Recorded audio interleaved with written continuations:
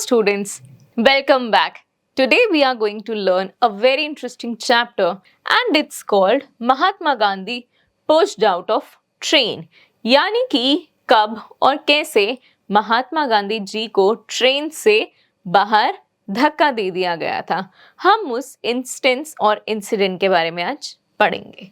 So discrimination is a social evil, यानी कि discrimination society में प्रैक्टिस करना बहुत गलत है। अब डिस्क्रिमिनेशन होता क्या है? It means treating someone unfairly और डिफरेंटली, यानी कि जब आप किसी को अपने जितना और जैसा नहीं समझते हो और आप उनसे सही व्यवहार नहीं रखते हो। People might be discriminated because of their age, race, religion और gender. और लोगों के साथ डिस्क्रिमिनेशन किन किन बातों पर होता है? उनकी एज के हिसाब से। बहुत लोग एजेड लोगों के साथ डिस्क्रिमिनेशन करते हैं या फिर बहुत लोग बच्चों के साथ में डिस्क्रिमिनेशन करते हैं। हो सकता है उनकी रेस को लेकर। रेस होती है जो आप कॉन्टिनेंट से बिलोंग करते हैं तो आप कौन सी रेस के हुए, आपके रिलीजन के बेसिस पे और आपके जेंडर के बेसिस पे कि अगर आप मेन हैं या आप वुमेन हैं तो आपके साथ किस तरीके का डिस्क्रिमिनेशन प्रैक्टिस हो सकता है। So discrimination can take many forms. Discrimination के बहुत ज़्यादा फॉर्म्स होते हैं। It can include being fired from a job, being paid less money than the other for the same job. अब डिस्क्रिमिनेशन किस तरीके से होता है? जब आपको आपकी जॉब से निकाल दिया जाता है बिल्कुल ही बेसलेस ग्राउंड पर, या फिर आपको सैलरी कम दी जाती है उस इंसान से जो बिल्कुल आपके जितना और जैसा काम कर रहा है, और being refused to get a home, या फिर आपको घर खरीदने के लिए अलाउ ही नहीं करते हैं। Discrimination is wide spread in countries that have a culture in which caste and social classes are widely recognized. तो डिस्क्रिमिनेशन ज़्यादातर उन जगहों पर होता है जहाँ पर रिलीजन और कास्ट बहुत ही ज़्यादा फैला हुआ होता है, जिनका कल्चर काफ़ी रिच होता है। So this article is about discrimination faced by Mahatma Gandhi when he was in South Africa. तो ये कहानी है, ये चैप्टर है उस इंसिडेंट के बारे में कि कब उन्होंने साउथ अफ्रीका में डिस्क्रिमिनेशन को एक्सपीरियंस करा था। किसने स्टूडेंट्स? महात्मा गांधी ने। सो इन अप्रैल 1893, कब की बात है ये? अप्रैल 1893 की। सो I set forth for South Africa by ship and reached Natal towards the end of May. तो महात्मा गांधी ने अपनी जर्नी शुरू करी अप्रैल में। कहाँ के लिए? सेट फोर्थ, यानी कि वो शुरू हुए, उन्होंने अपनी जर्नी को शुरू करा साउथ अफ्रीका जाने के लिए बाय शिप। वो कैसे जा रहे हैं? शिप के थ्रू जा रहे हैं, क्योंकि उस टाइम पर एयरप्लेन फ्लाइट्स काफ़ी रेयर थी। सो वो पहुंच जाते हैं towards the end of May. So, Abdullah Sheikh, my employer, was there to receive me at the port. तो मुझे जिन्होंने साउथ अफ्रीका में नौकरी दी थी वो मुझे लेने आए थे पोर्ट पर। On the third day of my arrival, Abdullah Sheikh took me to see the Durban court. और क्योंकि मैं एक लॉयर था तो वो मुझको मेरे तीसरे दिन पर डर्बन कोर्ट लेकर गए थे। There, The magistrate kept staring at me and finally asked me to take off my turban. और वहाँ पर जो मैजिस्ट्रेट थे वो काफ़ी देर तक महात्मा गांधी को देखते रहे और उनको बोला कि आप अपना टर्बन हटा दीजिए, आप आपका हेड गियर हटा दीजिए। This I refused to do and left the court. तो महात्मा गांधी ने अपना टर्बन उतारने से मना कर दिया और कोर्ट से निकल गए। Abdullah Sheikh came after me and explained why some Indians were required to take off their turbans. तो अब उन्हीं के एम्प्लॉयर आते हैं और एक्सप्लेन करते हैं महात्मा गांधी को कि क्यों इंडियंस को अपने टर्बन्स रिमूव करने के लिए बोला जाता है। So those wearing the Musliman costume might, he said, kept their turbans on, but the other Indians on entering a court have to take theirs off as a rule. तो वो बोलते हैं कि जो इंडियन मुस्लिम्स होते हैं या Muslims जो होते हैं जो टर्बन्स को यूज़ करते हैं उनको ये अलाउड है, लेकिन अगर कोई इंडियन ऐसा करता है तो ये उनको अलाउड नहीं है और कोर्ट में आप ऐसे नहीं जा सकते हो, ये एक रूल है हमारा। So, in the course of these 2 or 3 days, I could see that the Indians were divided into different groups. तो महात्मा गांधी ने ये ऑब्जर्व किया कि इंडियंस को काफी सारे ग्रुप्स में बांटा हुआ है वहां पर। There were Muslims and Parsis, but the largest group was that composed of Tamil, Telugu and north Indian labourers. तो वहां पर इंडियन काफी तरीके के थे, जैसे कि मुस्लिम्स, पारसीज, तमिल, तेलुगु और नॉर्थ इंडियन लेबरर्स। तो काफी सारे तरीके के लेबर वहां पर थी।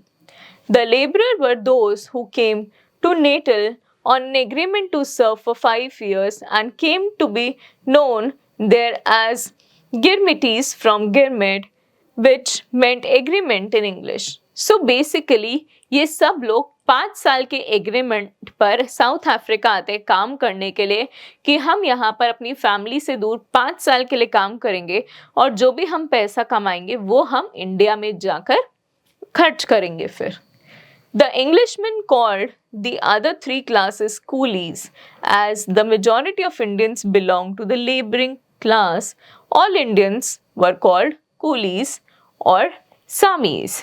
तो अब क्योंकि वो सब इंडियंस मेजरली लेबर क्लास वाले काम करते थे तो उनका नाम कूलीज रख दिया, कूलीज या फिर सामीज। I was hence known as coolie barrister. और क्योंकि महात्मा गांधी भी इंडियन दिखते थे, हालांकि वो लॉयर थे, लेकिन सब लोगों ने उनको क्या बोला, कूली बोला, क्योंकि वो इंडियन थे। Being obliged to take off one's Indian turban would be an insult. तो उन्होंने बोला कि अगर आप कोर्ट में मुझको मेरा टर्बन उतारने के लिए बोलोगे तो आप मुझे इंसल्ट कर रहे हो। So I thought I had better bid goodbye to the Indian turban and begin wearing an English hat, which would save me from the insult. तो अगर आपको लगता है कि मैं वो अपना इंडियन टर्बन हटाकर इंग्लिश हैट पहन लूंगा तो आप मुझे वहां पर आने दोगे, तो मैं तो ऐसी अपॉर्चुनिटी बिल्कुल भी नहीं लूंगा। मैं अपना इंडियन टर्बन हटाकर कोई भी इंग्लिश हैट नहीं पहनूंगा। But Abdullah Said disapproved of the idea. He said, if you do anything of the kind, it will have a very bad effect. तो अगर आप ऐसा कुछ करते हो तो ये काफी गलत रहेगा। There was patriotism in this advice. So my turban stayed with me till the end of my stay in South Africa, where I spent the next few months. तो उन्होंने अपना टर्बन अपने पास में ही संभाल के रखा और उसको पहन कर रखा, बेशक वो उस ही कंट्री में और काफी दिन महीने रहे। Then the firm received a letter asking Abdullah Said to send a representative to Pretoria. तो उनके पास में एक लेटर आता है जिसमें कहा जाता है कि उनको एक रिप्रेजेंटेटिव को कहाँ भेजना है, Pretoria. So Sheath thereupon asked his clerks to explain the legal case to me and told me to take the case. तो उन्होंने बोला कि अगर प्रेटोरिया जाने की बात है तो क्यों ना हम महात्मा गांधी को वहां पर उस केस के लिए भेज दें। So after I had understood the case, I told him that I was required to go to Pretoria. तो उन्होंने बोला कि मैं इस केस के लिए रेडी हूँ और मुझे तुरंत ही प्रेटोरिया भेज देना चाहिए। I left Durban. तो उन्होंने साउथ अफ्रीका में से डर्बन एरिया को छोड़ा। A first class seat was booked for me. और उनके लिए ट्रेन में फर्स्ट क्लास सीट बुक भी करी हुई थी। The train reached Maritzburg, the capital of Natal, at about 9 p.m. तो वो रात के 9 बजे उस जगह पर पहुंचते हैं। A passenger came next and looked at me up and down. तो एक पैसेंजर आता है और मेरी तरफ सर से पैर तक देखता है। He saw that I was a colored man. यानी कि उन्होंने बोला कि मैं तो एक इंडियन हूँ। This disturbed him. और ये देखकर वो काफी ही ज्यादा परेशान हो गया। Out he went and came in again with 2 officials. तो अब जैसा कि आप इमेज में देख सकते हैं कि वो बाहर गया और 2 ऑफिशियल्स को साथ में लेकर आया। They all kept quiet when another official came to me and said, "Come along, you must go to the van compartment." तो अब उन्होंने सब लोग वहां पर उनसे महात्मा गांधी के पास आए और बोला कि आप मेरे साथ चलिए वैन कंपार्टमेंट में। कौन से कंपार्टमेंट में? वैन कंपार्टमेंट में। But I have a first class ticket, मेरी तो फर्स्ट क्लास टिकट बुकड है, तो मैं वैन कंपार्टमेंट में क्यों जाऊं? That doesn't matter, added the other Englishman. कहते हमें उससे फर्क नहीं पड़ता कि आपकी कौन सी टिकट बुक है, आपको तो हमारे साथ अभी वैन कंपार्टमेंट में चलना पड़ेगा। You must go to the van compartment. I'll tell you, I was permitted to travel in this compartment at Durban and I insist on going on in it. तो भाई जब मेरी टिकट ही first class की book है तो मैं van compartment में क्यों जाऊंगा? मैं तो ऐसा नहीं करूंगा। ऐसा किसने कहा? महात्मा गांधी ने कहा। So I said no, you won't, said the official. You must leave this compartment or else I shall have to call a police constable to push you out. तो वो बोलते हैं कि या तो आप अभी के अभी यहाँ से उतरिए वरना मेरे को पुलिस बुलानी पड़ेगी। Yes you may, I refuse to get out voluntarily.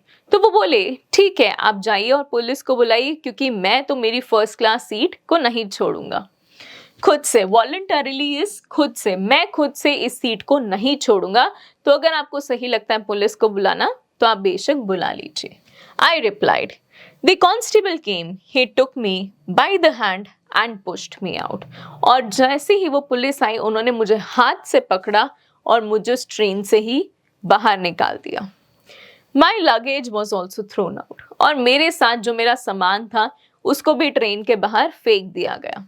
I refused to go to the other compartment and the train streamed away. और मैं दूसरे कंपार्टमेंट में जाने के लिए तैयार नहीं हुआ और देखते ही देखते मेरी ट्रेन मुझे छोड़ के आगे चले गई। I went and sat in the waiting room, keeping my handbag with me and leaving the other luggage where it was. तो वो वहां से उठकर फिर वेटिंग एरिया में जाते हैं, वेटिंग रूम में जाते हैं और उनका बैग उनके पास में ही होता है। The railway authorities had taken charge of it. और जो लगेज था वो वहाँ के रेलवे अथॉरिटीज के पास होता है। It was winter in south Africa and so it was severely cold. तो क्योंकि वहाँ पर विंटर्स चल रही थी वहाँ पे बहुत ज़्यादा ठंड थी। My overcoat was in my luggage but I did not dare to ask for it lest I should be insulted again. तो अब उनका लगेज रेलवे अथॉरिटीज के पास था। हालांकि गांधी जी को बहुत ज़्यादा ठंड लग रही थी, विंटर का सीजन था और उनका ओवरकोट उनके बैग में लगेज में था, लेकिन फिर भी उनमें इतनी हिम्मत नहीं हुई कि वो अपना लगेज में से ओवरकोट मांगे, क्योंकि उनको लग रहा था कि अगर उन्होंने अपना लगेज मांगा तो उनको फिर से इंसल्ट कर दिया जाएगा, उनको फिर से बेइज्जत कर दिया जाएगा। So I sat and shivered and began to think of my duty. तो वो बैठकर कांप रहे थे वहां पर जब उनके मन में आया कि मेरे को मेरी ड्यूटीज को फुलफिल करना चाहिए। Should I fight for my rights or go back to India? Or should I go on to Pretoria without minding the insults and return to India after finishing the case? तो उनके मन में बहुत सारे questions आए। पहला question था कि क्या मुझे अपने राइट्स के लिए खड़ा होना चाहिए, दूसरा क्या मुझे इंडिया चले जाना चाहिए, तीसरा मुझे चुपचाप प्रेटोरिया जाना चाहिए इन सब इंसल्ट्स को इग्नोर करके और जैसे ही वो केस खत्म हो तब मैं वापस इंडिया चला जाऊंगा। So these were the 3 things that he was thinking about. Or should I go to Pretoria without minding the insults? The hardship to which I was subjected was only a symptom of a deep disease of color prejudice. तो वो बोले कि आज मेरे को जो insult face करनी पड़ी वो किस बेसिस पर करनी पड़ी? कलर के प्रेजुडिस पर। यानी कि क्योंकि मैं काला हूँ, क्योंकि मैं ब्राउन हूँ, राइट, मैं एक इंडियन हूँ, इसीलिए ये सब मेरे साथ ऐसे बिहेव कर रहे हैं। प्रेजुडिस का मतलब होता है प्री जजमेंट, कि इन लोगों ने बिना मुझसे पूछे, बिना मुझसे बात करे मुझे कूली डिक्लेयर कर दिया, और ये हम इंडियंस के साथ अच्छा ट्रीटमेंट, अच्छा व्यवहार नहीं रखते हैं। I should try, if possible, to root out the disease and suffer hardships in the process. तो उन्होंने उसी समय ठान लिया कि मुझे इस कलर डिजीज को फुलफिल करना है, मुझे इस प्रेजुडिस को अब तोड़ना है। So I decided to take the next available train to Pretoria. The evening train arrived. तो उन्होंने सोचा कि जो ट्रेन गई सो गई, अब उन्होंने नेक्स्ट ट्रेन ली जो प्रेटोरिया जा रही थी, और वो ट्रेन भी शाम को आ जाती है। There was a reserved berth in it for me. और वहां पर उनकी एक सीट ऑलरेडी रिजर्व थी। The train reached Charlestown in the morning. There was no railways in those days between Charleston and Johannesburg, but only the stagecoach which halted at Standerton for the night en route. यानी कि उस time पर railway connectivity बहुत strong नहीं थी और उनके channels कुछ इस तरीके से थे। I possessed a ticket for the coach. उनके पास उस कोच की टिकट थी। पोजेस्ड मतलब कोई चीज का होना। I possess this pen, I have this pen. But the agent only needed a pretext of putting me off. And so, when he discovered me to be a stranger, he said, "Your ticket is cancelled." तो अब उनके साथ फिर से वही discrimination हुआ कि उनकी टिकट बुक्ड थी, उनकी टिकट और उनकी सीट रिजर्व्ड थी, लेकिन जैसे ही उस अथॉरिटी को पता चला कि मैं एक स्ट्रेंजर हूँ, मैं एक इंडियन हूँ, तो उन्होंने मुझे कहा कि आपकी तो टिकट ही कैंसिल हो चुकी है। So passengers had to be accommodated inside the coach, but as I was regarded as a coolie, it would not be proper, thought the leader, as the white man in charge of the coach was called to make me sit with the white passengers. तो क्योंकि वहां पर एक white person in charge था और उनके लिए मैं ब्राउन पर्सन आइडियल नहीं था कोच में वाइट लोगों के साथ बैठने के लिए, तो उन्होंने मुझे वहां पर बैठने के लिए मना कर दिया। So students, I you understanding ये सब डिस्क्रिमिनेशन किस बेस पर हो रहा है? सिर्फ स्किन के कलर के वजह से, क्योंकि वो ब्राउन थे उनके साथ ये डिस्क्रिमिनेशन हो रहा था। क्या उनकी कोई गलती है इन सब इंस्टेंसेस में? No. So there were seats on either side of the coach box. तो जैसे ट्रेन्स में दोनों ही तरफ सीट्स होती हैं, वैसे वहां भी थी। The leader sat on one of these as a rule. और लीडर को उन्हीं सीट्स में से एक पर बैठना होता है, ऐसा रूल है। Today he sat inside and gave me his seat. लेकिन आज उन्होंने क्या करा, वो खुद अंदर बैठे और उन्होंने मुझे अपनी seat the. I knew it was sheer injustice and an insult. But I prudently sat next to the coachman. तो उन्होंने ये सब मजाक के लिए किया, लेकिन मैं भी डांटा रहा और मैं अपनी सीट पर बैठा। At about 3 o'clock, the coach read Pardico.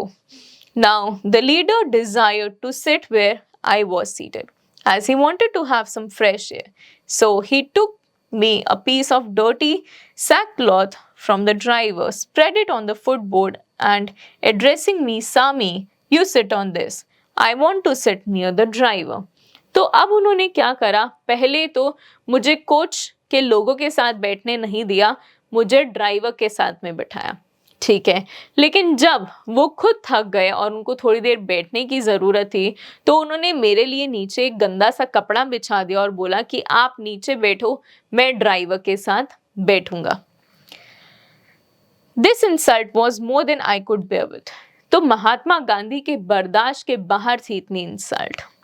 Trembling with fear, डर से कांपते हुए, ट्रेम्बल करना यानी कि कांपना। It was you who seated me here, though I should have been accommodated inside. तो पहली बात तो मुझे कोच के अंदर बैठना चाहिए, आपने मुझे कोच के बाहर बिठाया ड्राइवर के साथ में, पहली बात। I put up with the insult. Now that you want to sit outside and smoke, You would have to sit me at your feet. और अब क्योंकि आपको खुद को स्मोक करना है, आपको फ्रेश एयर की ज़रूरत है, तो आप मुझे ड्राइवर के साथ वाली सीट से भी हटाकर बोल रहे हो कि मेरे को आपके पैरों में, यानी कि मुझे ज़मीन पर बैठ जाना चाहिए। तो क्या ये बात सही है? नहीं। So I will not do so, but I am prepared to sit inside. So वो बोले मैं नीचे तो नहीं बैठूंगा, आप कहो तो मैं अंदर जाकर बैठ जाता हूँ। As I was struggling through these sentences, the man came down upon me and began heavily to box my ears. तो finally वो मुझसे गुस्सा हो जाते हैं और मुझे आके बहुत सुनाने लगते हैं। He seized me by the arm and tried to drag me down. I clung to the brass rails of the coach box and was determined to keep my hold. तो अब उन्होंने मुझे पकड़ के धक्का मारने की कोशिश करी, लेकिन मैंने भी रेलिंग पकड़ कर रखी। He let go my arm and swore at me a little more. तो उसी मोमेंट पर जब मैंने उस रेलिंग को छोड़ा नहीं, तो उन्होंने मेरा हाथ छोड़ा और मुझे काफी बुरा भला कहा। The coach rattled away. My heart was beating fast. The man cast an angry look at me now and then, pointing his finger at me, growled, "Take care. Once we get to standard ton." और वो मुझे धमकी देने लगे कि एक बार आप standard ton तो चलिए, मैं आपको बताता हूँ। I'll show you what I do. I sat speechless. और उन्होंने महात्मा गांधी को बताया कि तुम एक बार वहां तो चलो, मैं तुमको बताता हूँ। और महात्मा गांधी वहां पर चुपचाप बैठ गए। So after dark, we reached Standard Turn and I heaved a sigh of relief on seeing some Indian faces. तो उन्होंने एक गहरी लंबी शांति की सांस भरी जब उनको कुछ इंडियंस दिखे। They were very sorry to hear of what had happened and comforted me by relating to me their own bitter experiences. और मैं जैसे ही वहाँ पर उतरा तो हम सब इंडियंस ने अपने एक्सपीरियंसेस शेयर करे और उन सब ने मुझे बहुत कंफर्टेबल भी फील करवाया। I traveled some more and reached Pretoria only after facing more insults and discrimination. और प्रेटोरिया तक जाते जाते मुझे ऐसे ही और बहुत सारी इंसल्ट्स और डिस्क्रिमिनेशन को फेस करना पड़ा। So this was Mahatma Gandhi's journey in South Africa, जहाँ पर उनके साथ डिस्क्रिमिनेशन होता है on the basis of their color. Now you have to go through these word meanings and we are going to attempt these conceptual assessment questions together. So take the correct answer. When did Mahatma Gandhi set forth for South Africa? 1910, 1893, 1915 or 1920? It was 1893.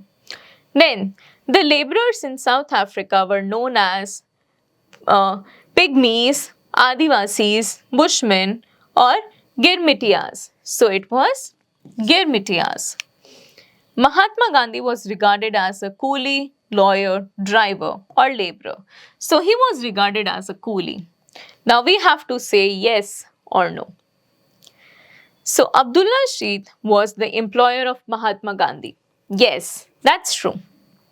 Mahatma Gandhi refused to take off his turban. Yes, that's also true. The majority of Indians in South Africa belong to a rich class. No, they belong to labor class. Mahatma Gandhi's luggage was thrown out of the compartment. Yes. The in charge of the coach did not allow Gandhiji to sit in the first class compartment. Yes, that he did not allow him to sit there. Now you have to attempt these descriptive questions and we have to take a look at these grammar exercises. So the magistrate asked me to take off my turban. Here, take off is a phrasal verb.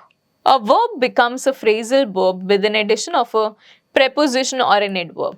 तो जब भी हम कोई verb के साथ में कोई भी एक preposition या adverb लगा देते हैं तो वो बन जाता है एक phrasal verb. The phrasal verb gives a special meaning. और एक phrasal verb का कुछ अलग ही हटके मतलब होता है।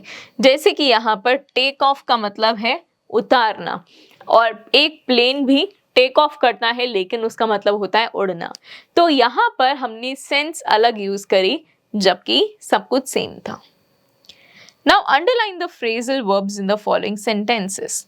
So when the train arrived, a lot of people got on. So यहाँ पर got on है हमारा phrasal verb. George is rushing off home after school. So here it is rushing off. Mary was showing off her necklace. Showing off.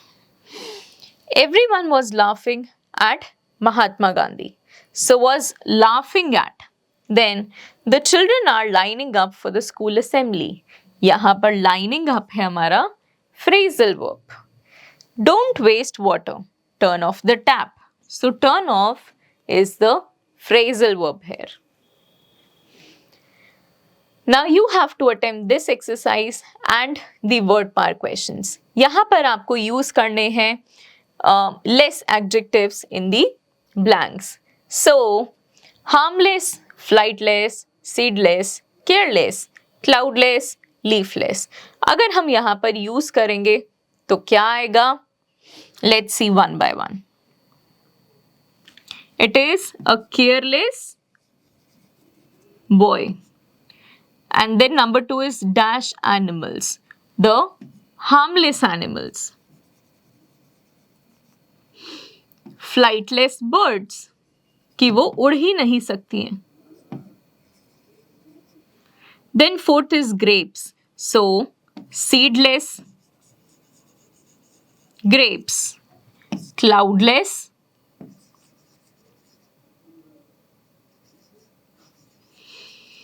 and leafless tree. Now you have to write the opposite of all these following words. Moving ahead, you have to write the ship as ship was written right here और यहाँ पर meant है आपका suffix. तो ये आपको use करके इन सब words को fulfill करना है. And then you are going to attempt the competency based assessment जहाँ पर आप practice करेंगे कुछ writing skills, finding out exercise and also speaking skills in value corner. Soon after that, you have to look at this creative activity section as well. So I hope that you understood this chapter and you learned a lot from discrimination as well. So it is not a good practice to be adopted. We should never discriminate with anyone on any ground, and we should treat everyone equally and give special care to those who need it. So with this message, I'll take off. Bye bye.